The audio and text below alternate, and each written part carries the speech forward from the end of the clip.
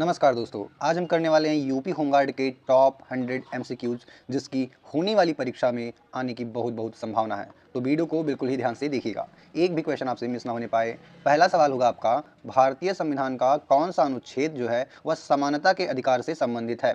तो निम्न में से वह कौन सा अनुच्छेद है जो समानता के अधिकार से संबंधित है, आप लोग कमेंट करके बताइएगा। तो आपका बिल्कुल राइट आंसर हो जाएगा साथियों, अनुच्छेद 12 से 18 जो है यह समानता के अधिकार से संबंधित है। तो ऑप्शन ए आपका बिल्कुल ही सही जवाब होगा। चलिए आपका अगला प्रश्न है, संसद का संयुक्त अधिवेशन किसके द्वारा बुलाया जाता है। तो आप लोग कमेंट करके बताइए कि संयुक्त अधिवेशन जो है साथियों यह किसके द्वारा बुलाया जाता है। तो संसद का जो संयुक्त अधिवेशन है यह राष्ट्रपति के द्वारा, किसके द्वारा साथियों, राष्ट्रपति के द्वारा बुलाया जाता है। ऑप्शन सी आपका बिल्कुल ही सही जवाब हो जाएगा। चलिए आपका अगला प्रश्न है, संविधान के सभा की जो प्रारूप समिति है साथियों, इसके अध्यक्ष कौन थे। तो संविधान सभा की जो प्रारूप समिति थी, इसके जो अध्यक्ष थे वो डॉक्टर बी आर अम्बेडकर थे। कौन, बी आर अम्बेडकर यानी डॉक्टर भीमराव अम्बेडकर जी थे। ऑप्शन सी आपका बिल्कुल राइट आंसर होगा। चलिए अगला प्रश्न है आपका, भारतीय संविधान में समाजवादी शब्द किस संशोधन द्वारा जोड़ा गया। तो आप लोग कमेंट करके बताइए साथियों, यह जो समाजवादी शब्द है यह किस संशोधन के द्वारा हमारे भारतीय संविधान में जोड़ा गया। तो आपका बिल्कुल राइट आंसर हो जाएगा, यह हो जाएगा 42वां संविधान संशोधन। कैसा, 42वां संविधान संशोधन, जिसे मिनी कॉन्स्टिट्यूशन भी बोलते हैं। क्या बोलते हैं साथियों, मिनी कॉन्स्टिट्यूशन भी बोलते हैं, कॉन्स्टिट्यूशन भी बोलते हैं। आप लोग ध्यान दीजिएगा, ठीक है, क्योंकि इसमें बहुत सारे बदलाव किए गए थे 42वें संविधान के संशोधन के टाइम पे, ठीक है, इसलिए इसको मिनी कॉन्स्टिट्यूशन भी कहा जाता है। अगला है आपका, वित्त आयोग का गठन किस अनुच्छेद के अंतर्गत होता है। तो आप लोग कमेंट करके बताइए कि वित्त आयोग जो है इसका गठन किस अनुच्छेद के अंतर्गत होता है साथियों। तो आपका बिल्कुल राइट ही आंसर हो जाएगा, कौन सा, 280 के अंतर्गत। कौन सा, आर्टिकल 280 के अंतर्गत जो है आपका गठन किया जाता है, किसका, वित्त आयोग का। चलिए अगला प्रश्न है आपका कि शून्यकाल किससे संबंधित है। Very very important question, zero hour किससे संबंधित है। आप लोग कमेंट करके बताइए साथियों, जो जीरो आर है यानी शून्यकाल है, यह बहुत बार एग्जाम में पूछा जा चुका है साथियों और कभी भी किसी भी एग्जाम में आ जाता है। तो आप लोग कमेंट करके बताइए जो शून्यकाल है यह किससे संबंधित है। तो आपका बिल्कुल राइट आंसर होगा साथियों, जो शून्यकाल होता है यह आपके संसद से संबंधित है। किससे है, संसद से संबंधित है। ऑप्शन बी संसद आपका बिल्कुल ही सही जवाब हो जाएगा। चलिए अगला प्रश्न साथियों, लोकसभा का अधिकतम कार्यकाल कितने वर्ष का होता है। तो जो लोकसभा की बात आई है ध्यान दीजिएगा, तो लोकसभा का जो अधिकतम कार्यकाल होता है साथियों यह आपका 5 वर्षों का होता है। कितने, 5 वर्षों का होता है। ऑप्शन बी आपका बिल्कुल राइट आंसर हो जाएगा, 5 वर्ष। चलिए अगला प्रश्न है आपका, सार्वभौमिक वयस्क मताधिकार भारत में किस वर्ष लागू हुआ। तो आप लोग बताइए कि सार्वभौमिक वयस्क मताधिकार यानी जितने भी वयस्क हैं सभी को मत देने का, वोट देने का अधिकार है, यह भारत में किस वर्ष लागू हुआ था। तो आपका बिल्कुल राइट आंसर हो जाएगा, वर्ष 1952 में। ऑप्शन सी 1952 आपका बिल्कुल ही सही जवाब हो जाएगा दोस्तों। चलिए अगला प्रश्न है आपका, किसी विधेयक को, क्या है, किसी विधेयक को धन विधेयक घोषित करने का अधिकार किसके पास होता है। यानी कोई विधेयक है उसे धन विधेयक घोषित करने का जो अधिकार होता है वह किसके पास होता है। आप लोग कमेंट करके बताइएगा। तो आपका बिल्कुल राइट आंसर हो जाएगा, यह लोकसभा अध्यक्ष के पास होता है। किसके पास, लोकसभा अध्यक्ष के पास। ऑप्शन सी आपका बिल्कुल राइट आंसर हो जाएगा। चलिए आपका अगला प्रश्न है साथियों, उच्चतम न्यायालय के न्यायाधीशों की सेवानिवृत्ति आयु क्या है। तो उच्चतम न्यायालय जो होते हैं साथियों उनके न्यायाधीशों की जो सेवानिवृत्ति आयु है यानी कि जब उनको रिटायरमेंट देना होता है तो उनकी एज क्या होती है साथियों। तो आपका बिल्कुल राइट आंसर होगा, उनका एज जो है 65 वर्ष होना चाहिए। कितना, 65 वर्ष के आयु में वह रिटायर हो जाते हैं। तो ऑप्शन सी आपका 65 वर्ष आपका बिल्कुल राइट आंसर हो जाएगा। चलिए अगला प्रश्न है आपका, क्या है, मानव शरीर में आरबीसी का औसत जीवन काल कितना होता है। आरबीसी का फुल फॉर्म होता है साथियों रेड, बी से ब्लड और सी फॉर सेल यानी रेड ब्लड सेल्स होता है, यानी कि लाल रक्त कणिकाएं, ठीक है। तो आपका बिल्कुल राइट आंसर हो जाएगा, यह 120 दिन होता है। कितना, 120 दिन होता है। ऑप्शन सी आपका बिल्कुल राइट आंसर हो जाएगा। चलिए अगला प्रश्न है आपका, डीएनए का पूर्ण रूप क्या है। आप लोग कमेंट करके बताइएगा कि डीएनए है इसका पूर्ण रूप क्या होता है दोस्तों। तो डीएनए का पूर्ण रूप होता है डीऑक्सी राइबो न्यूक्लिक एसिड। क्या, deoxy ribo nucleic acid. Option A आपका बिल्कुल राइट आंसर हो जाएगा, डीऑक्सी राइबो न्यूक्लिक एसिड। चलिए नेक्स्ट क्वेश्चन है आपका, कि धातु की विद्युत चालकता किस कारण होती है। तो कोई धातु है उसमें जब विद्युत प्रवाहित होता है तो वह किस वजह से होता है, किस कारण की वजह से होता है साथियों। तो ऐसा जो होता है यह मुक्त इलेक्ट्रॉनों के कारण, किसके, फ्री इलेक्ट्रॉन्स के कारण होता है, मुक्त इलेक्ट्रॉनों के कारण होता है जो बिजली का प्रवाह करते हैं। चलिए अगला प्रश्न है आपका, पराबैंगनी किरणों की खोज किसने की थी। ठीक है दोस्तों, कि पराबैंगनी किरणों की खोज किसने की थी, आप लोग कमेंट करके बताइएगा। तो पराबैंगनी किरणों की जो खोज है साथियों वो आपका किसके द्वारा किया गया। तो यार रिटर के द्वारा किया गया। किसके द्वारा, रिटर द्वारा किया गया। और साथियों पराबैंगनी किरणों से हमारी सुरक्षा कौन करता है। तो ओजोन, कौन सा, ओजोन परत साथियों जो होता है, ओजोन परत वह हमारी किससे, पराबैंगनी किरणों से रक्षा करता है। और ओजोन परत कहाँ पाया जाता है साथियों, तो यह समताप मंडल में, कहाँ पे, सम ताप मंडल में पाया जाता है, आप लोग इसको भी ध्यान में रखिएगा। चलिए अगला प्रश्न है आपका कि ओम का नियम क्या है, ओम का नियम किससे संबंधित है, ओम का नियम किससे संबंधित है साथियों, तो जो ओम का नियम है यह आपका विद्युत से, किससे, विद्युत से संबंधित है। ऑप्शन सी आपका बिल्कुल राइट आंसर हो जाएगा, विद्युत। चलिए अगला प्रश्न देखते हैं जो कि है आपका ध्वनि की गति वायु में लगभग कितनी होती है। तो साथियों जो ध्वनि की गति है वायु में वह लगभग 330 मीटर प्रति सेकंड, कितनी, 330 मीटर प्रति सेकंड होती है। ऑप्शन बी आपका बिल्कुल राइट आंसर हो जाएगा। चलिए अगला प्रश्न है आपका जो कि है सूर्य के सबसे निकट ग्रह कौन सा है। तो सूर्य के सबसे निकट ग्रह कौन सा है साथियों, तो आपका बिल्कुल राइट आंसर क्या होगा कमेंट करके बताइएगा। तो बिल्कुल राइट आंसर हो जाएगा बुध। कौन सा, बुध जो है सबसे क्या है, सूर्य के निकट ग्रह है। और सबसे गर्म ग्रह कौन सा है, सबसे गर्म ग्रह कौन सा हो जाएगा, आप लोग बताइए। सबसे हॉट, सबसे गर्म ग्रह कौन सा हो जाएगा, तो वो हो जाएगा आपका शुक्र। भले ही बुध आपका सबसे पास में है लेकिन ऐसा नहीं है कि वह सबसे गर्म हो, लेकिन नहीं, सबसे गर्म है आपका शुक्र। कौन सा, शुक्र। ऑप्शन ए आपका बिल्कुल राइट आंसर होगा गर्म के मामले में। और निकट पूछे तो आपका बुध, ऑप्शन बी बिल्कुल सही जवाब होगा। मंगल को लाल ग्रह भी कहा जाता है और पृथ्वी को नीला ग्रह भी कहा जाता है। ठीक है, चलिए अगला देखते हैं आपका पृथ्वी की घूर्णन अवधि क्या कहलाती है। पृथ्वी की घूर्णन अवधि क्या कहलाती है साथियों, तो जो पृथ्वी घूर्णन की अवधि है यह आपका हो जाएगा दिन और रात। क्या, दिन और रात। यानी जब घूर्णन का अर्थ होता है कि अपनी धुरी पर घूमना, घूर्णन का क्या अर्थ होता है, अपनी धुरी पर घूमना। तो जब पृथ्वी अपनी धुरी पे घूमती है तो उससे क्या होता है, दिन और रात होता है। और एक चक्कर अपनी धुरी पे पृथ्वी जो है वह लगभग 24 घंटे में पूरा कर लेती है। तो आपका यहाँ पे क्या हो जाएगा, क्वेश्चन नंबर 18 का राइट आंसर वह हो जाएगा आपका दिन। ठीक है, ऑप्शन सी आपका बिल्कुल यहाँ पे बिल्कुल सही जवाब होगा। चलिए अगला प्रश्न है आपका समुद्र तल से ऊंचाई बढ़ने पर वायु दाब पर क्या प्रभाव पड़ता है। जब समुद्र तल से ऊंचाई बढ़ती है साथियों तब वायु दाब पर क्या प्रभाव पड़ता है, आप लोग कमेंट करके बताइए। तो जो वायु दाब है वह घटता है। क्या होता है, घटता है साथियों। क्या होता है, घटता है। ऑप्शन बी आपका बिल्कुल राइट आंसर हो जाएगा। जब समुद्र तल से ऊंचाई बढ़ेगी तो वायु दाब घटेगा। चलिए अगला प्रश्न है आपका मानसून का मुख्य कारण क्या है। मानसून का मुख्य कारण क्या है साथियों, तो मानसून का जो मुख्य कारण है वह हो जाएगा आपका वायु दाब का अंतर। क्या, वायु दाब का अंतर। Option B is the right answer. चलिए अगला प्रश्न है आपका कि भारत का सबसे बड़ा जलप्रपात ऊंचाई के आधार पे, यहाँ पे देखिए दिया गया है कि ऊंचाई के आधार पे सबसे बड़ा जलप्रपात कौन सा है भारत का। तो साथियों वह आपका हो जाएगा जोग फॉल्स। कौन सा, जोग फॉल्स। ऑप्शन ए आपका बिल्कुल राइट आंसर हो जाएगा, जोग फॉल्स। चलिए नेक्स्ट क्वेश्चन देखते हैं दोस्तों। कावेरी नदी का क्या है, कावेरी नदी का उद्गम स्थल कौन सा है। तो कावेरी नदी का जो उद्गम स्थल है वह कहाँ पे है या कौन सा है, आप लोग कमेंट करके बताइए सबको। तो आपका बिल्कुल राइट आंसर हो जाएगा यह आपका ब्रह्मगिरी पहाड़ी हो जाएगा। कहाँ पे, ब्रह्मगिरी पहाड़ी। ऑप्शन ए आपका बिल्कुल राइट आंसर होगा दोस्तों। चलिए नेक्स्ट क्वेश्चन देखते हैं आपका जो कि है साथियों पंचशील सिद्धांत। क्या है, पंचशील सिद्धांत यह किससे संबंधित है, आप लोग कमेंट करके बताइए कि जो पंचशील सिद्धांत है साथियों यह आपका किससे संबंधित है। तो आपका बिल्कुल राइट आंसर होगा यह आपका भारत और चीन संबंध से संबंधित है। किससे, भारत और चीन के संबंध से। चलिए अगला प्रश्न है गुप्त काल को किस नाम से जाना जाता है। तो साथियों गुप्त काल को स्वर्ण युग से, क्या स्वर्ण काल से या स्वर्ण युग से भी के नाम से भी जाना, क्योंकि इसमें जो है सोने के सिक्के चलाए गए थे। कैसे, सोने के सिक्के चलाए गए थे। अगर आप सोचिए कि कहीं पे सोने के सिक्के चल रहे हैं तो उस समय की जो सामाजिक व्यवस्था रही होगी वह कैसी रही होगी। ठीक है साथियों, कितनी फल फूल रहे होंगे, कितने धन जायदाद रहे होंगे लोगों के पास, कितनी समृद्धि रही होगी। तो इसीलिए इसको स्वर्ण युग भी कहा जाता है। किसको, गुप्त काल को। तो ऑप्शन ए आप बिल्कुल सही जवाब लगाइएगा। चलिए अगला प्रश्न है आपका इलाहाबाद संधि। क्या है, इलाहाबाद संधि जो कि 1765 हुई थी या किसके बीच हुई थी।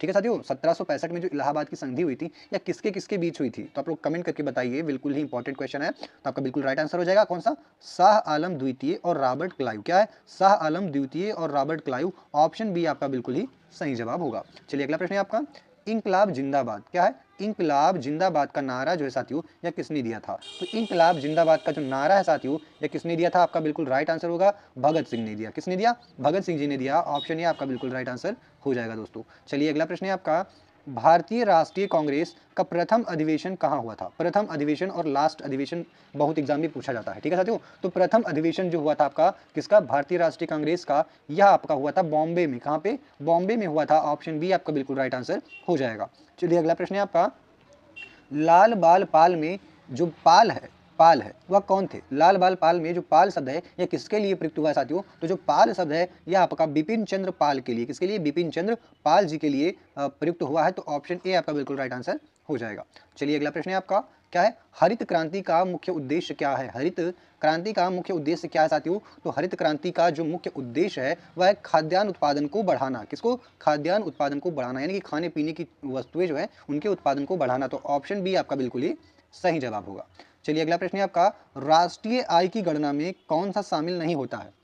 ठीक है। तो अंतिम वस्तुएं तो साथियों शामिल ही होती हैं, सेवाएं शामिल होती हैं, और क्या होता है, मध्यवर्ती वस्तुएं भी शामिल होती हैं। लेकिन क्या नहीं शामिल होता है आपका, तो वह होता है सरकारी व्यय, यानी सरकारी खर्चों को जो है साथियों शामिल नहीं किया जाता। जैसे किसी की सैलरी हो गई, कोई योजना लाई गई, तो उन सारे पैसों को जीडीपी में नहीं जोड़ा जाता है, ठीक है, क्योंकि वो सरकारी व्यय होते हैं। तो ऑप्शन डी आपका बिल्कुल ही राइट आंसर हो जाएगा। चलिए अगला प्रश्न है आपका, मुद्रास्फीति को नियंत्रित करने का मुख्य साधन क्या है। तो मुद्रास्फीति यानी साथियों क्या है, महंगाई को नियंत्रित करने का जो मुख्य साधन है वह क्या हो सकता है, आप लोग कमेंट करके बताइएगा साथियों। 4 ऑप्शन आपके सामने दिए गए हैं, तो इन चारों में से जो सबसे सुटेबल होगा वह होगा साथियों कौन सा मौद्रिक नीति। क्या है, मौद्रिक नीति से हम मुद्रास्फीति को नियंत्रित कर सकते हैं, इसका मुख्य साधन है। तो ऑप्शन बी आपका बिल्कुल राइट आंसर हो जाएगा। चलिए अगला प्रश्न है, भारत में योजना आयोग की जगह किस संस्था ने ली थी। तो साथियों योजना आयोग की जो जगह है वह नीति आयोग ने ली। किसने, नीति आयोग ने ली, जिसके अध्यक्ष जो होते हैं साथियों पीएम होते हैं। कौन, प्रधानमंत्री जो होते हैं वह नीति आयोग के अध्यक्ष होते हैं, ठीक है। वर्तमान में आपके प्रधानमंत्री जो श्री नरेंद्र मोदी जी हैं वह आपके नीति आयोग के क्या है, अध्यक्ष है, ठीक है। चलिए अगला प्रश्न देखते हैं, स्टैगफ्लेशन क्या है। स्टैगफ्लेशन का क्या अर्थ है साथियों, वेरी वेरी इंपॉर्टेंट क्वेश्चन, जो कि इकोनॉमी से आता है और इकोनॉमी से 5 से 6 प्रश्न पूछे जाते हैं। तो उनमें से एक वेरी वेरी इंपॉर्टेंट है कि स्टैगफ्लेशन का क्या अर्थ है। आप लोग कमेंट करके बताइए कि स्टैगफ्लेशन होता क्या है, इसका अर्थ क्या होता है। तो स्टैगफ्लेशन जो होता है साथियों, इसमें क्या कहते हैं, उच्च मुद्रास्फीति, यानी कि जो वस्तुएं की मुद्रा जो रेट है, यानी कोई भी वस्तु है उसका रेट है, उसका मूल्य जो है बढ़ रहा है, बहुत तीव्र से बढ़ रहा है। और क्या होता है, उच्च बेरोजगारी, उस समय बेरोजगारी भी चरम पे होती है, यानी दोनों साथ साथ हो रहे हैं, दाम भी साथ में बढ़ेगा और बेरोजगारी भी साथ में बढ़ रही है। तो ऑप्शन बी आपका बिल्कुल राइट आंसर हो जाएगा। चलिए अगला प्रश्न देखते हैं, ब्लू रेवोल्यूशन क्या है। ब्लू रेवोल्यूशन किससे संबंधित है, यानी कि नीली क्रांति। साथियों नीली क्रांति आपका बताइए कि किससे संबंधित है। तो नीली क्रांति या ब्लू रेवोल्यूशन जो है या मत्स्य उत्पादन से, किसे, मत्स्य उत्पादन यानी मछलियों के उत्पादन से संबंधित है। ऑप्शन बी आपका बिल्कुल राइट आंसर हो जाएगा। चलिए अगला प्रश्न है आपका, उत्तर प्रदेश का सर्वाधिक जनसंख्या वाला जिला कौन सा है। तो सर्वाधिक जनसंख्या वाला जो उत्तर प्रदेश का जिला है साथियों, आप बताइए कमेंट करके, तो बिल्कुल राइट आंसर हो जाएगा, आपका हो जाएगा प्रयागराज। कौन सा, प्रयागराज, ऑप्शन बी ही बिल्कुल सही जवाब होगा। चलिए अगला प्रश्न है, दुधवा राष्ट्रीय उद्यान किस जिले में स्थित है। तो जो दुधवा राष्ट्रीय उद्यान जो है साथियों, यह आपका लखीमपुर खीरी में स्थित है। कहाँ पे, लखीमपुर खीरी में। चलिए अगला प्रश्न है आपका, रामगढ़ ताल किस शहर में है। तो रामगढ़ ताल जो है साथियों आपका गोरखपुर में है। कहाँ पे, गोरखपुर में हो जाएगा आपका। अगला प्रश्न है आपका, उत्तर प्रदेश की प्रमुख रबी फसल कौन सी है। तो उत्तर प्रदेश की जो प्रमुख रबी फसल है साथियों वो आपका गेहूं हो जाएगा। प्रमुख रबी की फसल कौन सी हो जाएगी, आपकी गेहूं की फसल हो जाएगी। Option B will be the right answer. चलिए अगला प्रश्न है आपका, उत्तर प्रदेश का सबसे बड़ा औद्योगिक नगर कौन सा माना जाता है। तो सबसे बड़ा औद्योगिक नगर जो है उत्तर प्रदेश का साथियों वो आपके कानपुर को माना जाता है, और कानपुर को ही उत्तर प्रदेश की औद्योगिक क्या बोलते हैं, औद्योगिक क्या बोलते हैं, राजधानी बोलते हैं। औद्योगिक राजधानी उत्तर प्रदेश की कहाँ है, तो कानपुर। आप लोग टिक लगाइएगा, ऑप्शन ए आपका बिल्कुल राइट आंसर हो जाएगा। चलिए अगला प्रश्न है आपका, कंप्यूटर में ALU का क्या कार्य होता है। आपने CPU तो सुना होगा, लेकिन ALU जो होता है साथियों इसका क्या कार्य होता है, आप लोग कभी सुना है इसको तो कमेंट करके बताइए क्या होता है इसका कार्य, इसको फुल फॉर्म को आप लोग कमेंट करके बताइए, ठीक है। इसका कार्य तो मैं आपको बता दूंगा, आपका काम है कि आप इसके जो है फुल फॉर्म को ढूंढिए और कमेंट में करके बताइए, मैं उसको पिन करूंगा, सभी लोग आएंगे वहाँ पे देखेंगे, ठीक है। तो आपका जो बिल्कुल राइट आंसर होगा इसका, जो ALU होता है साथियों, अर्थमेटिक लॉजिकल यूनिट, ठीक है। तो यह होता है गणना और तार्किक कार्य करना, ये इसका ALU का आप लोग मैंने एक बार बता दिया, आप लोग उसको क्या करिए, कमेंट करके बताइए ALU का फुल फॉर्म क्या होगा। इसका कार्य होता है गणना और तार्किक कार्य को करना।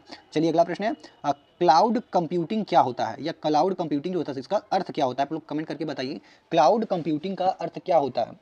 तो इसका बिल्कुल राइट आंसर हो जाएगा साथियों, इंटरनेट आधारित स्टोरेज व सेवाएं। क्या है, इंटरनेट पे आधारित वस्तुएं, स्टोरेज और सेवाएं, ठीक है। जैसे आप गूगल ड्राइव पे अपनी कुछ फाइल्स अपलोड कर दे रहे हैं, इस टाइप का, ठीक है। फिर आपका मॉलवेयर क्या होता है, मैलवेयर क्या होता है साथियों। तो मैलवेयर जो होता है या एक तरह से हानिकारक सॉफ्टवेयर है। क्या है, हानिकारक सॉफ्टवेयर है। तो ऑप्शन बी आपका सही जवाब होगा। चलिए अगला प्रश्न है आपका कि IPv4 क्या है, IPv4 जो होता है एड्रेस कितने बिट का होता है, आप लोग बताइएगा, बेहद इंपॉर्टेंट प्रश्न है कंप्यूटर से। क्या है, IPv4 जो है एड्रेस क्या होता है, कितने बिट का होता है, आप लोग कमेंट करके बताइएगा साथियों क्या होगा राइट आंसर। तो साथियों आपका बिल्कुल राइट आंसर हो जाएगा 32 बिट का, यह जो है 32 बिट का होता है। चलिए अगला प्रश्न है आपका कि किसी वेब पेज का मुख्य पेज क्या कहलाता है। तो जो मुख्य पेज होता है साथियों उसे हम क्या बोलते हैं, उसे हम बोलते हैं होम पेज। क्या बोलते हैं, होम पेज बोलते हैं। चलिए अगला प्रश्न देखते हैं, CPR क्या, CPR में R का क्या अर्थ होता है। तो R का क्या अर्थ होता है, आप लोग कमेंट करके बताइए। तो R का जो अर्थ होता है साथियों वो होता है रिससस्टेशन, क्या है रिससस्टेशन, रिससस्टेशन, ऑप्शन बी आपका बिल्कुल सही जवाब हो जाएगा, रिससस्टेशन, रिससस्टेशन। मुझे भी बोलने में थोड़ी प्रॉब्लम हो रही है क्योंकि ये थोड़ा नया देखने में लग रहा है, आप लोगों को भी हो सकता है। तो इसको क्या करिएगा आप लोग, 2-3 बार मैंने प्रैक्टिस किया था इसको गूगल वॉइस पे डाल के, बट फिर भी ऐसा हो जा रहा है। तो आप लोग इसको क्या करिएगा, गूगल वॉइस पे जाइएगा, ट्रांसलेट पे, वहाँ पे इसको डालिए और इसका जो अर्थ आप देख लीजिए और क्या करिए, इसको प्रोनाउंस कैसे करते हैं आप लोग देख लीजिएगा, ठीक है। चलिए आगे बढ़ते हैं, जो कि हो जाएगा जलने पर, क्या जलने पर फफोले बनने का मुख्य कारण क्या है। तो जलने पर जो फफोले हैं साथियों, इसका जो मुख्य कारण क्या होता है आप लोग कमेंट करके बताइएगा। तो इसका जो मुख्य कारण होता है वह होता है त्वचा की ऊपरी परत का नष्ट होना। क्या है, त्वचा का ऊपरी परत नष्ट होना, इसीलिए क्या होता है जलने पर फफोले जो होते हैं बन जाते हैं। हीट स्ट्रोक का मुख्य कारण क्या है, हीट स्ट्रोक का मुख्य कारण क्या है साथियों, तो हीट स्ट्रोक का जो मुख्य कारण होता है वह आपका होता है अत्यधिक गर्मी व निर्जलीकरण, यानी कि बहुत गर्मी बहुत है लेकिन आप पानी नहीं पी रहे हैं, इससे आपको हीट स्ट्रोक लग सकती है, ठीक है।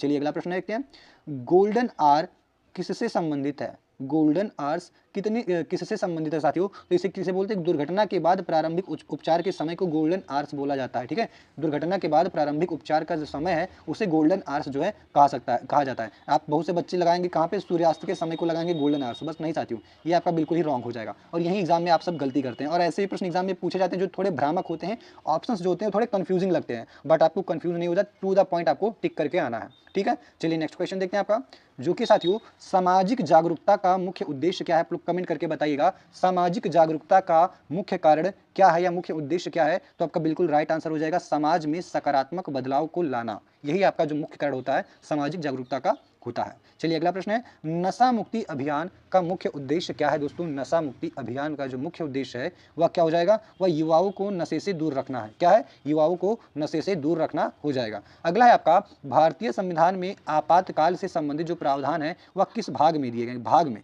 तो आप लोग बताइए किस भाग में दिए गए हैं, अनुच्छेद नहीं पूछा है, यहाँ पे पूछा है किस भाग में दिए गए हैं। तो आप लोग का जो राइट आंसर होगा साथियों यह हो जाएगा, कौन सा, आप लोग कमेंट करके बताइए। तो आप लोगों ने कमेंट कर दिया है, तो अब मैं इसका आंसर बता रहा हूँ, नहीं किया तो पॉज करके कमेंट में आपका आंसर होना चाहिए। तो इसका जो राइट आंसर होगा वो हो जाएगा भाग 8 में, कहाँ पे, भाग 8, ऑप्शन बी आपका बिल्कुल ही राइट आंसर होगा। चलिए नेक्स्ट क्वेश्चन देखते हैं, राज्यसभा के 1/3 सदस्य जो है वह प्रत्येक कितने वर्ष बाद सेवानिवृत्त होते हैं। तो प्रत्येक कितने वर्ष बाद सेवानिवृत्त होते हैं, आप लोग कमेंट करके बताइएगा साथियों। जो राज्यसभा के 1/3 सदस्य होते हैं वह प्रत्येक 2 वर्षों में, कितने, प्रत्येक 2 वर्षों में जो होते हैं वह सेवानिवृत्त हो जाते हैं। चलिए अगला प्रश्न देखते हैं, भारत में न्यायिक पुनरावलोकन यानी जुडिशियल रिव्यू की अवधारणा किससे प्रेरित है। तो न्यायिक पुनरावलोकन जो है साथियों यह आपका कहाँ से लिया गया, मेनली यही क्वेश्चन है, तो यह आपका अमेरिका से लिया गया है। कहाँ से, अमेरिका से लिया, यानी कि अमेरिका से जो है प्रेरित है या वहाँ से लिया गया है। तो ऑप्शन भी आपका बिल्कुल ही सही जवाब होगा। चलिए अगला प्रश्न है आपका, भारतीय संविधान का कौन सा अनुच्छेद राष्ट्रपति शासन से संबंधित है। ये रहा वेरी वेरी इंपॉर्टेंट क्वेश्चन, तो बताइए क्या होगा इसका राइट आंसर। तो जो राष्ट्रपति का शासन है साथियों ये आपका अनुच्छेद 356 से संबंधित है। कहां से, अनुच्छेद 356, B is the right answer. चलिए अगला प्रश्न है आपका, संसद के दोनों सदनों की संयुक्त बैठक की अध्यक्षता कौन करता है। तो संयुक्त बैठक जो होता है साथियों इसकी अध्यक्षता जो होते हैं करते हैं जो संसद है, संसद उसके दोनों सदनों की बात की गई है, तो कमेंट करके बताइए। तो बिल्कुल राइट आंसर आपका होगा, यह लोकसभा अध्यक्ष करते हैं। कौन, लोकसभा अध्यक्ष, ऑप्शन बी आपका राइट आंसर हो जाएगा। चलिए अगला प्रश्न है आपका कि भारत के नियंत्रक एवं महालेखा परीक्षक यानी कैग जो है इसकी नियुक्ति कौन करता है साथियों। तो भारत के नियंत्रक एवं महालेखा परीक्षक कैग की नियुक्ति राष्ट्रपति के द्वारा की जाती है। चलिए अगला प्रश्न देखते हैं, अगला प्रश्न है आपका, मूल कर्तव्यों को संविधान के किस संशोधन में जोड़ा गया या किस संशोधन के द्वारा जोड़ा गया। तो मूल कर्तव्यों को जो है साथियों वह आपके कौन से संशोधन, राइट आंसर क्या होगा, कौन से संशोधन, तो ये आपका हो जाएगा 42वें संशोधन। कौन से, 42वें संशोधन, ऑप्शन ये आपका बिल्कुल राइट आंसर हो जाएगा। मूल कर्तव्यों को 42वें संशोधन के द्वारा जोड़ा गया। चलिए अगला प्रश्न है आपका, लोकपाल संस्था का संबंध किससे है। तो लोकपाल संस्था का जो संबंध है साथियों यह आपका हो जाएगा कहाँ से, भ्रष्टाचार निरोध से, ठीक है। चलिए अगला प्रश्न है आपका, भारतीय संविधान में धर्मनिरपेक्ष शब्द कब जोड़ा गया। तो समाजवाद क्या था साथियों, समाजवाद क्या है, समाजवाद, समाजवाद, धर्मनिरपेक्ष, तो बताइए ये दोनों ही शब्द जो है साथियों यह आपके कौन से संविधान संशोधन के द्वारा जोड़े गए थे। तो यह आपके जो है साथियों बिल्कुल राइट आंसर हो जाएगा आपका 42वां संविधान संशोधन। कौन सा, 42वां संविधान संशोधन, ऑप्शन ए आपका बिल्कुल राइट आंसर हो जाएगा। चलिए अगला प्रश्न देखते हैं, जो कि है भारत में पंचायती राज प्रणाली किस संशोधन से संवैधानिक दर्जा प्राप्त हुई। तो पंचायती राज प्रणाली जो है साथियों आपका यह जो है बिल्कुल राइट आंसर हो जाएगा 73वें संविधान संशोधन के द्वारा। किसके, 73वें संविधान संशोधन, ऑप्शन सी आपका बिल्कुल ही राइट आंसर होगा। चलिए अगला प्रश्न देखते हैं आपका, जो कि है दोस्तों प्रोटॉन की खोज किसने की थी? यहाँ से प्रश्न पूछे जाते हैं न्यूट्रॉन, प्रोटॉन से और इलेक्ट्रॉन से। तो प्रोटॉन की खोज किसने की थी साथियों, आप लोग कमेंट करके बताइएगा। तो प्रोटॉन की खोज किसने की? रदरफोर्ड ने की। किसने की? रदरफोर्ड ने। ऑप्शन ए आपका बिल्कुल राइट आंसर हो जाएगा। अगला प्रश्न है आपका, न्यूट्रॉन की खोज किसने की साथियों? न्यूट्रॉन की खोज किसने की? तो न्यूट्रॉन की जो खोज है दोस्तों, यह आपका चैडविक के द्वारा किया गया था। किसके द्वारा? चैडविक के द्वारा किया गया था। ऑप्शन सी आपका चैडविक बिल्कुल राइट आंसर हो जाएगा, न्यूट्रॉन की खोज। अगला प्रश्न आता है आपका, प्रकाश की गति जो है निर्वात में लगभग कितनी होती है? तो प्रकाश की जो निर्वात में गति होती है साथियों, वह 3 गुणे 10 के पावर 8 मीटर प्रति सेकंड होती है। ऑप्शन बी आपका बिल्कुल राइट आंसर हो जाएगा। चलिए अगला प्रश्न देखते हैं आपका, किसी वस्तु का भार कहाँ अधिक होगा? आप लोग बताइए कहाँ पे अधिक होगा? भूमध्य रेखा पे, ध्रुव रेखा पे, समुद्र तल पर या पर्वत शिखर पर? कहाँ पे अधिक होगा? तो आप लोग कमेंट करके बताइएगा। तो इसका जो बिल्कुल राइट आंसर हो जाएगा साथियों, वह हो जाएगा ध्रुवों पर। कहाँ पे? ध्रुवों पर आपका बिल्कुल राइट आंसर हो जाएगा, क्योंकि वहाँ से जो ग्रेविटी है साथियों वो बहुत अधिक होती है ध्रुवों पर। ठीक है, तो ऑप्शन बी आपका बिल्कुल ही सही जवाब हो जाएगा। चलिए अगला प्रश्न है साथियों कि ऊष्मा का यसाई मात्रक क्या है? आप लोग कमेंट करके बताइएगा, ऊष्मा जो होती है इसका यसाई मात्रक क्या होता है? तो ऊष्मा का यसाई मात्रक जो साथियों वह होता है जूल। क्या होता है? जूल होता है यसाई मात्रक। ऑप्शन ए आपका बिल्कुल राइट आंसर हो जाएगा। ऊष्मा बात की गई, ऊष्मा, ऊर्जा नहीं की गई है। अगर ऊर्जा होता तो कैलोरी पे लगाते, आप लोग सोच रहे हो कैलोरी होगा, नहीं, यहाँ पे ऊष्मा की बात की गई है। ठीक है, तो ऊष्मा है तो जूल और ऊर्जा है तो कैलोरी। ठीक है, चलिए अगला प्रश्न देखते हैं, विद्युत विभवांतर किसकी इकाई है? तो विद्युत विभवांतर जो होती है की इकाई क्या है? किसकी इकाई नहीं है साथियों, विद्युत विभवांतर की इकाई होती क्या है? तो विद्युत विभवांतर की इकाई जो होती है साथियों वो वोल्ट होती है। क्या? वोल्ट होती है। Option B is the right answer, volt.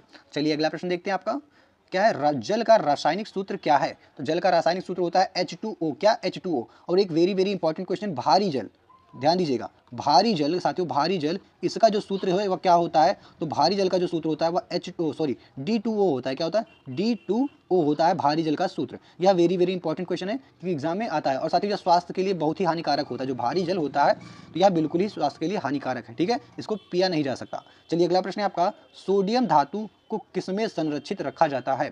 तो साथियों जो सोडियम धातु होती है उसे हम केरोसिन में डुबा के रखते हैं। कहाँ पे? केरोसिन में डुबा के रखते हैं। और ये एक ऐसी धातु है साथियों जो कि चाकू से काटा जा सकता है। किससे? चाकू से काटा जा सकता है। और यह पानी के साथ कांटेक्ट में आते ही रिएक्ट कर देती है ऑक्सीजन के साथ में और ब्लास्ट कर देता है। ठीक है, चलिए अगला प्रश्न देखते हैं, पाचन तंत्र में प्रोटीन का पाचन मुख्यतः कहाँ होता है? तो प्रोटीन का जो पाचन है साथियों मुख्यतः आपका कहाँ पे होगा? बड़ी आंत, अमाशय, मुख, बड़ी आंत, अमाशय, मुख या यकृत? क्या होगा राइट आंसर? तो आपका बिल्कुल राइट आंसर हो जाएगा साथियों, यह हो जाएगा अमाशय। प्रोटीन और वसा का पाचन कहाँ होता है? अमाशय में होता है। ठीक है, तो ऑप्शन बी आपका बिल्कुल राइट आंसर पूरा हो जाएगा। और एक क्वेश्चन और बनता है कि जो पाचन है, ठीक है, मनुष्यों में पाचन का जो अंतिम स्थान है, अंतिम चरण है, वह कहाँ पे पूरा होता है? तो अंतिम चरण अगर पूछा जाए पाचन का तो वह साथियों गुदा में। कहाँ पे? गुदा में। ठीक है, लेकिन पूछा जाए कि जो पाचन की क्रिया समाप्त हो जाती है कहाँ पे, यानी कि पाचन की क्रिया जो है पूर्ण हो जाती है, तो साथियों छोटी आंत का जो पहला भाग होता है वहाँ पे कंप्लीट हो जाती है। चलिए अगला प्रश्न देखते हैं आपका, इंसुलिन हार्मोन किस ग्रंथि से स्रावित होती है? जो इंसुलिन जो हार्मोन होता है यह किस ग्रंथि से स्रावित होती है? तो साथियों जो इंसुलिन होता है आपका, यह आपका कहाँ से स्रावित होता है? अग्न्याशय के द्वारा। कहाँ से? अग्न्याशय से। Option B is the right answer. और साथियों इंसुलिन की कमी से कौन सी रोग हो जाती है? तो इंसुलिन की कमी से मधुमेह। क्या? मधुमेह, यानी शुगर जिसको बोलते हैं, मधुमेह, जिससे हम शुगर बोलते हैं, इंग्लिश में क्या? शुगर बोलते हैं, यह नाम की बीमारी हो जाती है। ठीक है, चलिए अगला प्रश्न देखते हैं, भारत का सबसे बड़ा राज्य क्षेत्रफल के अनुसार कौन सा है? तो क्षेत्रफल के अनुसार जो साथियों आपका जो राजस्थान है वह सबसे बड़ा हो जाएगा। चलिए अगला प्रश्न है आपका कि भारत की सबसे लंबी तट रेखा किस राज्य की है? तो जो भारत की सबसे लंबी तट रेखा है साथियों वह आपका हो जाएगा कहाँ का? तमिलनाडु, गुजरात, आंध्र प्रदेश या केरल? क्या होगा आपका सही जवाब? तो साथियों इसका जो राइट आंसर हो जाएगा वह हो जाएगा गुजरात। गुजरात की जो तट रेखा साथियों वह सबसे लंबी है। तो ऑप्शन बी आपका बिल्कुल ही सही जवाब हो जाएगा। चलिए अगला प्रश्न है, भाभा परमाणु अनुसंधान केंद्र। क्या है? भाभा परमाणु अनुसंधान केंद्र साथियों यह आपका कहाँ पे स्थित है? तो साथियों भाभा परमाणु अनुसंधान केंद्र जो है यह आपका मुंबई में स्थित है। कहाँ पे? मुंबई में स्थित है। ऑप्शन बी आपका सही जवाब हो जाएगा। चलिए अगला प्रश्न है आपका, काला पानी किस ऐतिहासिक स्थान से संबंधित है? तो आप लोग कमेंट करके बताइए साथियों कि जो काला पानी है यह किस ऐतिहासिक स्थान से संबंधित है? तो ये आपका अंडमान द्वीप से संबंधित है। कहाँ से? अंडमान द्वीप से, जहाँ पे सेल्यूलर, क्या है? सेल्यूलर नामक जेल है और वहाँ पे जो सज़ा दी जाती है उसे हम काला पानी की सज़ा कहते हैं। तो यहाँ पे ऑप्शन सी आपका दोनों बिल्कुल राइट आंसर हो जाएगा, यानी कि दोनों ए और बी। यहाँ पे थोड़ा मिस्टेक हो गया लिखने में, ए और बी दोनों। चलिए अगला प्रश्न देखते हैं, जो कि आपका दिल्ली सल्तनत का प्रथम सुल्तान कौन था? तो दिल्ली का जो प्रथम सुल्तान था साथियों वह कौन था? तो आपका कमेंट क्या होगा? तो बिल्कुल राइट आंसर हो जाएगा साथियों कुतुबुद्दीन ऐबक। क्या? कुतुबुद्दीन ऐबक। ऑप्शन ए आपका राइट आंसर होगा। चलिए अगला प्रश्न है, पानीपत का प्रथम युद्ध किस वर्ष हुआ था? तो पानीपत का जो प्रथम युद्ध है साथियों, ये आपका वर्ष 1526 में, कब? 1526 में हुआ था। ऑप्शन ये आपका सही जवाब होगा। चलिए अगला प्रश्न है आपका, दीन-ए इलाही, क्या है? दीन-ए इलाही की जो स्थापना साथियों वह किसने की थी? तो दीन-ए इलाही की स्थापना साथियों अकबर के द्वारा, किसके द्वारा? अकबर के द्वारा की गई थी। अगला प्रश्न है आपका, गीतांजलि, गीतांजलि के रचयिता कौन थे? तो साथियों गीतांजलि के जो रचयिता थे वह रविंद्रनाथ टैगोर थे, जिसके लिए इन्हें नोबेल प्राइज भी मिला है। गीतांजलि के लिए इनको नोबेल प्राइज भी मिला था। चलिए अगला प्रश्न है, भारत की पहली पंचवर्षीय योजना का मुख्य उद्देश्य क्या था? तो साथियों पहली पंचवर्षीय जो योजना थी उसका मुख्य उद्देश्य था कृषि विकास। क्या था? कृषि का विकास। चलिए अगला प्रश्न है, मिश्रित अर्थव्यवस्था का क्या अर्थ है? आप लोग कमेंट करके बताइएगा।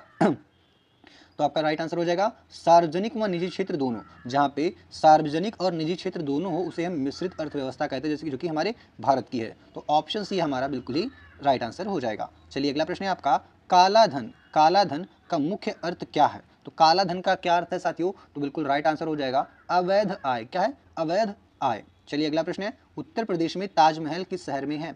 तो ताजमहल जो साथियों उत्तर प्रदेश के आगरा में स्थित है। अगला प्रश्न है, बारह इमाम बाड़ा, क्या है? 12 इमाम बाड़ा किसने बनवाया था? तो 12 इमाम बाड़ा जो है साथियों यह किसके द्वारा बनवाया गया था? तो यह आसफ उद दौला, क्या है? आसफ उद दौला के द्वारा बनवाया गया था। ऑप्शन ए आपका बिल्कुल राइट आंसर हो जाएगा। चलिए अगला प्रश्न है, उत्तर प्रदेश की सबसे लंबी नदी कौन सी साथियों? तो उत्तर प्रदेश की जो सबसे लंबी नदी है वो आपकी गंगा नदी है। कौन सी साथियों? गंगा नदी है, ठीक है। और गंगा कहाँ से निकलती है? तो गंगोत्री से साथियों। गंगा का जो उद्गम कहाँ हुआ है? तो गंगोत्री से हुआ है। तो आप लोग इसको भी ध्यान रखिएगा, गंगोत्री से। चलिए अगला प्रश्न है आपका, अगला प्रश्न है आपका, चंद्रशेखर आजाद का जन्म किस जिले में हुआ था? तो चंद्रशेखर आजाद का जन्म जो साथियों किस जिले में हुआ? तो आपका बिल्कुल राइट आंसर हो जाएगा झांसी, अली राजापुर, क्या है? अलीराजपुर या कानपुर या प्रयागराज, क्या होगा राइट आंसर? आप लोग कमेंट करके बताएं। तो आप जो चंद्रशेखर आजाद साथियों इनका जन्म जो है वह अलीराजपुर, कहाँ से? अलीराजपुर में हुआ था। चलिए अगला प्रश्न है आपका, कंप्यूटर में बायोस, क्या है? कंप्यूटर में बायोस का पूर्ण रूप क्या है? तो बायोस का पूर्ण रूप क्या होता है? आप लोग कमेंट करके बताइएगा साथियों। तो इसका होता है बेसिक इनपुट आउटपुट सिस्टम। क्या है? Basic input output system. Option A आपका बिल्कुल ही सही जवाब होगा। चलिए अगला प्रश्न है आपका, हैकर शब्द, क्या है? हैकर शब्द किससे संबंधित है? तो साथियों जो हैकर शब्द होता है यह आपका किससे संबंधित है? यह कंप्यूटर की सुरक्षा से संबंधित है। किससे? कंप्यूटर की सुरक्षा से। चलिए अगला प्रश्न है आपका, एंटीवायरस का क्या कार्य है? तो साथियों एंटीवायरस का जो कार्य होता है वह होता है वायरस से सुरक्षा। किससे? वायरस से सुरक्षा से। चलिए अगला प्रश्न है आपका, कि रक्तचाप मापने का यंत्र क्या कहलाता है? यानी रक्तचाप किस यंत्र से मापते हैं? तो वो होगा आपका स्फिग्मोमैनोमीटर। क्या है? स्फिग्मोमैनोमीटर। चलिए अगला प्रश्न देखते हैं साथियों। अगला प्रश्न हो जाएगा आपका, क्या है? हड्डियों की कुल संख्या वयस्क मानव में कितनी होती है? तो वयस्कों में जो हड्डियों की संख्या है वह 206 होती है। कितनी? 206 होती है। अगला प्रश्न है आपका, रेड क्रॉस संगठन का मुख्य कार्य क्या है? तो रेड क्रॉस जो संगठन है साथियों इसका मुख्य कार्य जो होता है वह होता है आपदा व चिकित्सा सहायता। क्या है? आपदा व चिकित्सा को सहायता देना। चलिए अगला प्रश्न है आपका, स्वच्छता अभियान, स्वच्छता अभियान का मुख्य उद्देश्य क्या है? तो स्वच्छता अभियान का जो मुख्य उद्देश्य साथियों वह साफ सफाई व स्वास्थ्य को ध्यान में रखना। ठीक है, साफ सफाई और स्वास्थ्य को व्यवस्थित रखना। अगला है आपका, जल संरक्षण का सबसे प्रभावी तरीका क्या है? तो जल संरक्षण का सबसे प्रभावी तरीका जो साथियों वह है आपका वर्षा जल संचयन। क्या है? वर्षा जल संचयन। चलिए अगला प्रश्न है आपका, कि ग्रीन हाउस प्रभाव का मुख्य कारण क्या है? तो ग्रीन हाउस प्रभाव का जो मुख्य कारण साथियों वह आपका कार्बन डाइऑक्साइड। क्या है? कार्बन डाइऑक्साइड, यानी कि क्या होता है उसे? CO2 बोलते हैं। क्या? CO2। ठीक है। चलिए अगला प्रश्न है आपका, अगला है ओजोन क्षय। ओजोन क्षय का मुख्य कारण कौन सी गैस है? तो ओजोन क्षय का जो मुख्य कारण साथियों वो आपका हो जाएगा CFC। क्या होता है? CFC। CFC का फुल फॉर्म क्या होता है? Chlorofluorocarbon. C for chloro, F for fluoro और C फॉर कार्बन, यानी क्लोरोफ्लोरोकार्बन। चलिए अगला प्रश्न देखते हैं, एक मिनट, हाँ, जो कि है राष्ट्रीय आपदा प्रतिक्रिया बल यानी NDRF, यह किससे संबंधित है? तो राष्ट्रीय आपदा प्रतिक्रिया बल जो होता है साथियों यह आपदा प्रबंधन से, किससे? आपदा प्रबंधन से संबंधित है। ठीक है, आपदा प्रबंधन से। चलिए अगला प्रश्न देखते हैं साथियों, जो कि है आपका, सड़क सुरक्षा सप्ताह का उद्देश्य क्या है? सड़क सुरक्षा सप्ताह का उद्देश्य क्या है दोस्तों? तो आपका बिल्कुल राइट आंसर हो जाएगा, क्या हो जाएगा? क्या हो जाएगा? तो हो जाएगा दुर्घटनाओं को कम करना। सड़क सुरक्षा सप्ताह का क्या उद्देश्य होता है? सड़क पे जो दुर्घटनाएं हो रही हैं उसको कम करना। ये तो ऑप्शन से ही आप लोग पहचान लेंगे, इसीलिए मैंने इतना रुका। अगला है आपका, नारी शक्ति वंदन अधिनियम किससे संबंधित है? तो नारी शक्ति वंदन अधिनियम जो है साथियों, यह भी आप पहचान गए होंगे, किससे? महिला आरक्षण से संबंधित है। तो option B is the right answer, महिला आरक्षण। चलिए अगला प्रश्न है आपका, डिजिटल भुगतान। क्या है? डिजिटल भुगतान का मुख्य लाभ क्या है? तो डिजिटल भुगतान का जो मुख्य लाभ है साथियों, इसमें पारदर्शिता व सुविधा होती है। क्या होती है? पारदर्शिता होती है साथियों, कि ये देखो मैंने आपके पास इतना पैसा भेजा है, ये मेरे पास सबूत है, और आपके पास उतना ही पैसा गया है, यह भी आपके पास सबूत है। ठीक है, ये नहीं कि मैंने आपको 10 रुपये दिए तो आपको 8 ही रुपये दिए, मेरे पास सबूत है भैया, देखो इतना भेजे, आपके पास तो 10 ही गया होगा, आपको दिखाना पड़ेगा, तो आप 10 ही दिखाएंगे, 8 तो दिखा नहीं सकते। अब कैश में दिया आपको, मान लो 20 दिया, तो आप 10 ही दिखा रहे हैं, कहीं देखिए आपने हमको 10 ही दिया, लेकिन ऑनलाइन में ऐसा नहीं हो सकता। ठीक है, चलिए अगला प्रश्न है आपका, आत्मनिर्भर भारत का अभियान। क्या है? आत्मनिर्भर भारत अभियान, इसका मुख्य उद्देश्य क्या है? तो आत्मनिर्भर भारत अभियान का जो मुख्य उद्देश्य साथियों, यह होता है आपका घरेलू उत्पादन व स्वावलंबन को बढ़ाना। क्या है? घरेलू उत्पादन व स्वावलंबन को बढ़ाना। तो option B is the right answer. तो साथियों इसी के साथ में हमारी यह वीडियो यहीं पे समाप्त होती है। हाँ, आपको क्वेश्चंस का लेवल जो है वह कैसा लग रहा है? मॉडरेट है या सिंपल है या फिर हार्ड लग रहा है? तो आप लोग कमेंट करके बताइएगा। और हाँ, आपने 100 में से, आउट ऑफ 100 में से आपने कितने जो है सही किए, आप यह भी अपना स्कोर भी कमेंट करके बताएं, ताकि मुझे पता चले कि बच्चों को किस लेवल का जो है जीके जीएस लेके जाना चाहिए क्वेश्चंस। ठीक है, तो आप लोग बताइएगा यदि आपको किसी बेसिक टॉपिक पे, मतलब कोई भी टॉपिक है जिसपे, जैसे महिला सशक्तिकरण हो गया, ठीक है, जीएसटी हो गया, जनगणना हो गया, और भी मानवाधिकार हो गया, ऐसे जो स्पेशल टॉपिक्स है जीके, यदि उन पे आपको 100 या 50 प्रश्नों की, या 150 200 जितने भी प्रश्न आपको चाहिए, मैं आपके लिए प्रोवाइड करवा दूंगा। एक अच्छी सी वीडियो पूरी एक्सप्लेनेशन के साथ में लेके आऊँगा। ठीक है, आप लोगों को जरूरत है तो आप लोग कमेंट करके बताइए। तो मिलते हैं नेक्स्ट वीडियो में, तब तक के लिए जय हिंद दोस्तों।